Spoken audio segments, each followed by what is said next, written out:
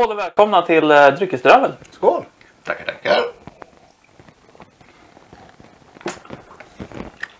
Så vi ska väl börja med att presentera oss själva. Emanuel. Hagge. Och Joel. Så vad ska vi hålla på med i den här podden? Vi ska prata om drycker. Allt ifrån alkoholfria rackare till lite mer alkoholstarka till dunderstarka rackare. Och en ganska stor spannbredd däremellan. Vi kan Jo. laborera lite. Det är inte bara 3 sorter vi ska prova. Ja, det finns en hel del att välja med. Det är ju så. Vi ska också göra lite besök. Besöka lite krogar, lite pubbar. Prata med lite barchefer och se där ni kan hitta just de dryckerna vi pratar om och de dryckerna som man är intresserad av. Vad det finns för utbud. Och vi kommer ju börja då lite mer lokalt i vår egen stad. Sen kommer vi sprida ut oss lite grann. Absolut. Vill ni att vi kommer till er stad så hör av er på dryckesdravel@gmail.com. Alla våra kontaktuppgifter kommer också finnas både sociala medier och mail nere i Informationsboxen. Ja. Samt övriga viktiga länkar. Vi kommer även besöka bryggerier. Vi kommer besöka destillerier, dryckesmässor. Vi kommer delta i hembryggarträffar. Vi kommer ta med kameran då också. Så att vi kommer finnas lite överallt. Och det vi kanske ska säga är att den stora anledningen till att vi kom igång och började med det här har mycket med att när vi började få ett intresse för dryck så gick vi runt och sökte information och man fick gå en ganska lång väg. Det var mycket böcker, det var mycket böcker som kanske inte sa så mycket. Och gick man ut på det sätt som vi är vana med idag och kanske köra lite mer YouTube eller Google, då fick man mest upp. Ja, alltså reviews annat. Så bara, det här får 5 stjärnor eller 3 getingar. Säg inte så mycket om själva drycken i sig. Eller historien bakom. Nej. Det säger mer liksom av vad du som person tycker egentligen. Så. Men... Ja, precis. Och där kände vi att det fanns faktiskt ett behov av att få reda på varifrån det kommer. För om vi kan gå i biblioteket och på YouTube och vi kan gå igenom alla olika dokumentärer så slipper ni göra det. Så vi kommer gå igenom lite historia helt enkelt. Tala om vart det kommer ifrån. Och sen problemet också som många har eller kan ha är ju förutfattade meningar. Ta stout till exempel. Det är många som tycker att men, den är för mörk. Men mörk är ingen smak. Så att, du vet ju inte förrän du har provat. Nej, och det är en otrolig bredd där så att det kan ju vara från en söt stout till en väldigt torr rökig stout. Ja, och sen har du även de här Great Deceiver som vi kommer nämna i senare avsnitt. Men den är ju vit. Så där är ju problemet då. Precis.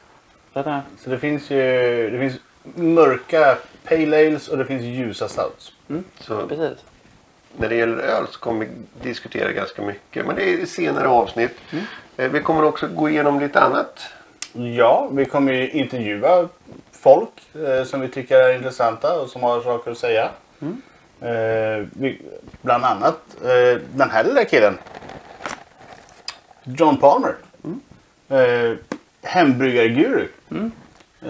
Har ju skrivit den här boken och har ni inte den så köp den. Absolut. Om ni håller på med hembryggning. Kommer finnas länk till var man kan hitta den och länk även till hans hemsida om man vill ha mer information om vad han håller på med nu för tiden. Och just hembryggning kommer vi också prata en del om. Absolut. Vi kommer även ta upp lite vad vi gör eller hur vi gör. Det behöver inte betyda att det är liksom rätt och det så ska du göra. Men våran erfarenhet. Våran tolkning av det. Ja, men precis. Men när vi ändå har första gången kommit igång ska vi det? Ta med? Nej. Ja, men en liten kan vi ta. Ska vi ta en kortis? Ja, men det kör vi på. Vi tar intervjun med Palmer och så får ni se lite hur det kan vara. Sen kommer det vara lite olika längd på intervjuerna i framtiden. Men vi tar en kort intervju med John Palmer. Skål! Skål! Tack för att ni kom. This time we're at the Homebrew Festival and we're here with I'm John Palmer, author of How to Brew, and this is my first event in Sweden here at the Imagine This Festival in Kumla. Yeah. So we're at the end of a festival. It's been lots of brews and lots of things to try and to do. Yep. How do you feel it has went, and what's your experience here? A lot of good beers here, and I expected the beers to be good here. There's been a long homebrewing tradition in Sweden and Norway and the other countries up here, so I knew the quality of the beers would be high.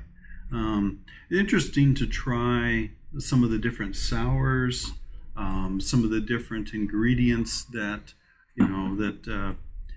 like licorice, for example, is not a common flavor, but it is a common flavor here in Sweden.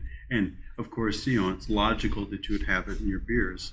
Yeah. So it's been interesting for me to try these beers with that flavor in it. And it can be a vastly different experience between the sweet licorice and the salty licorice. Yes, yes. So licorice is interesting, and it's very popular here in Sweden, or in all of Scandinavia. Yeah, yeah. But it's a flavor that I don't normally taste. Yeah. But when it comes to beer, do you like every beer? What's your go-to beer? My usual beers are IPAs, West Coast IPAs. Yeah. I live in California, so that's usually the beer I have when I'm cooking dinner at the grill out back, and but I also like dark lagers like Munich Dunkel and American Dark and stouts. I like Guinness Stout and stuff like that too. But I usually always say every beer has its day. Yes, that's right. So, but you usually have something that you go to a bit more, and that's why it's interesting to ask, because as beer lovers we usually drink loads, but we also focus on some a bit more. Yeah, it's funny. I mean, it depends a lot on what I'm cooking that evening too. Some evenings I'll be cooking a stew, and then I won't have the IPA. Maybe I'll have like an Oktoberfest or something maltier. Just puts me in that mood. Yeah. So how is this your first time in Sweden?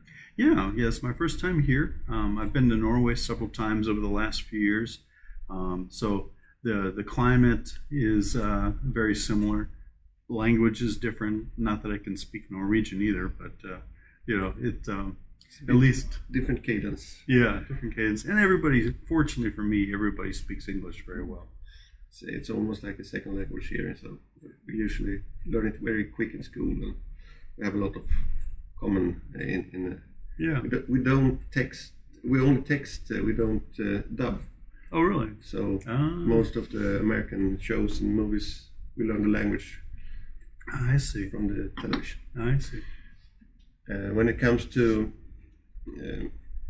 beers, have you tried a lot of Swedish beer before? No, I really haven't, and I haven't had a chance to try Swedish commercial beer, really. Had a couple at dinner last night, a couple local beers, and then today has been, of course, mostly homebrew, which has been very good. And did you have a moment to try a lot, or was it? Yeah, I did. Excuse me, bronchitis. Too much airplane travel. But I had some very nice beers today. Some good examples of West Coast IPA. Different lagers like Helles lager that were quite good. This cider is delicious. A lot of very good beers here. Really enjoyed them. And just thank you for your time, and hope you have a good time for the rest of your stay here in Sweden. Thank you. Yeah, I look forward to coming back. Yeah.